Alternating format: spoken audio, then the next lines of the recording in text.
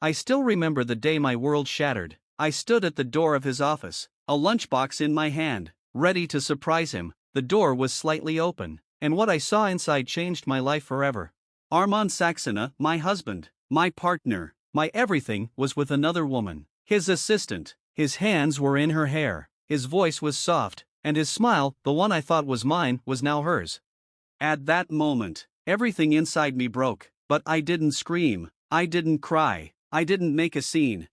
I just walked away. Not because I was weak, but because I knew revenge is best served cold.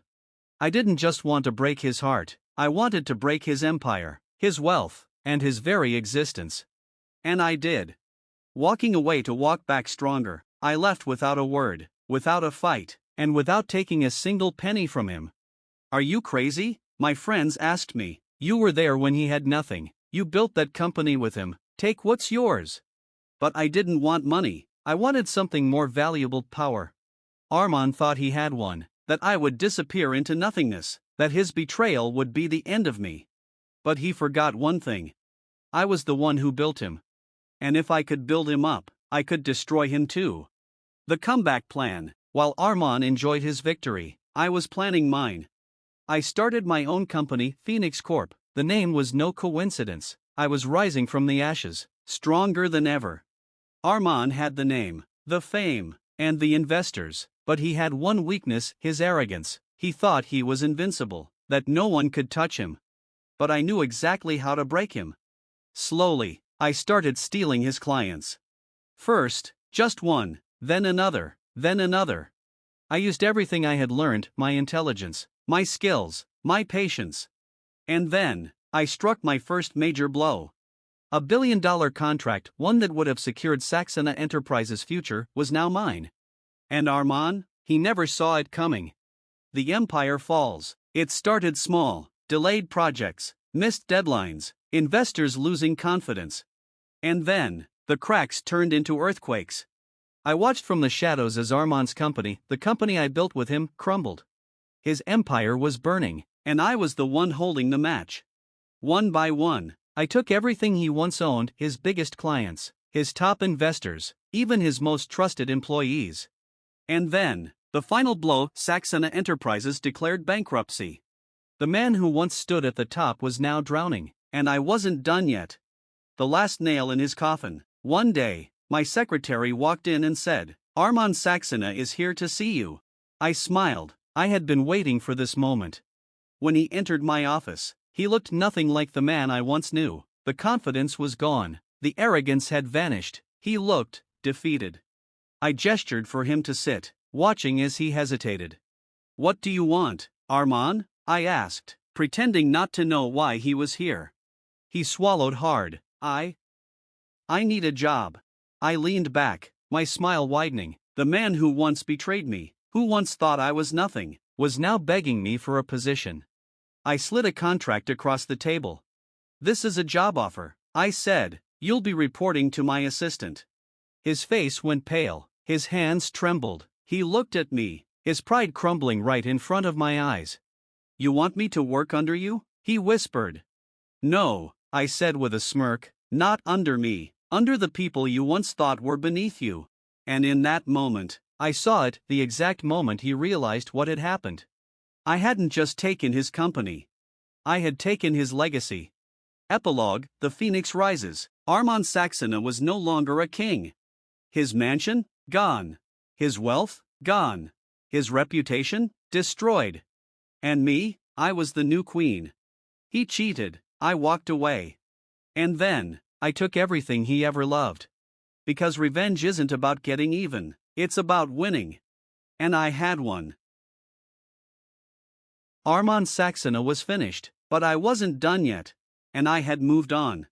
Phoenix Corp. Was now an industry leader. My name carried more weight than I had ever imagined, but no matter how much success I had, there was one thing I never allowed myself: forgiveness. Armand didn't deserve it.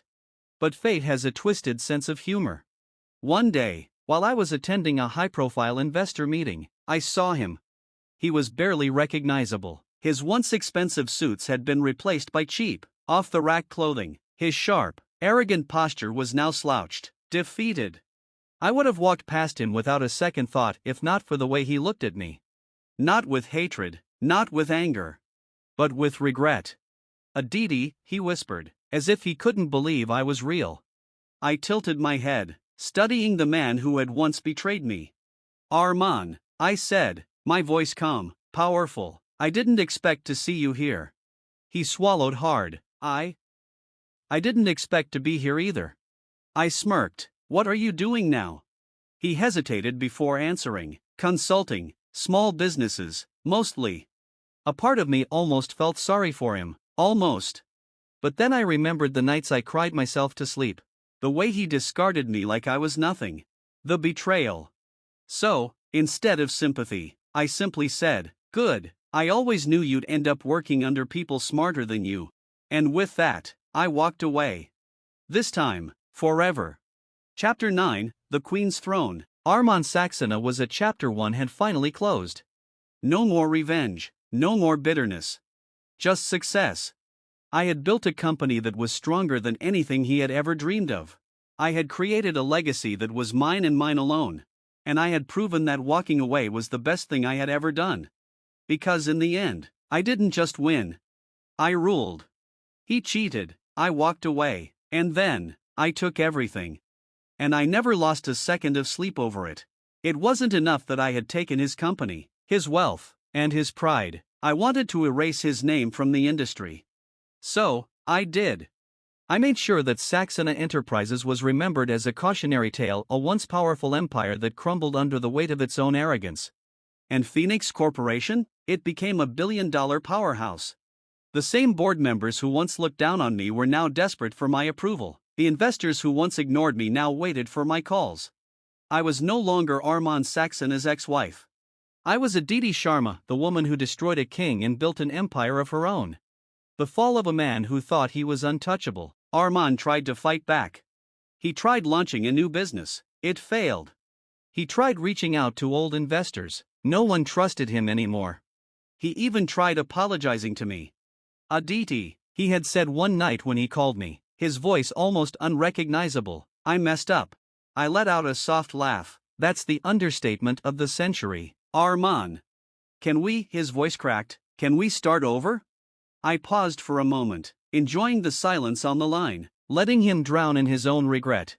Then I spoke the words I knew would haunt him forever. Arman, you don't even exist to me anymore. And then I hung up. That was the last time I ever heard his voice. A legacy of my own. Years passed. Phoenix Corp became one of the most powerful companies in the industry. People no longer remembered Saxena Enterprises. But they remembered me. They remembered the woman who built something out of nothing. They remembered the woman who didn't just survive betrayal, she conquered it. They remembered the woman who proved that revenge isn't about getting back, it's about getting ahead. I had everything I ever wanted. Wealth, power, respect. And Arman? He was just a ghost from my past. A reminder that the strongest revenge isn't destroying someone. It's making them watch you succeed without them. Epilogue, the final victory. I once walked away with nothing. Now, I have everything. He cheated, I walked away. Years had passed since I had last heard Arman's voice. His name had faded from the business world, his reputation destroyed beyond repair. And then, I took his company. I took his wealth. I took his legacy. And I never looked back.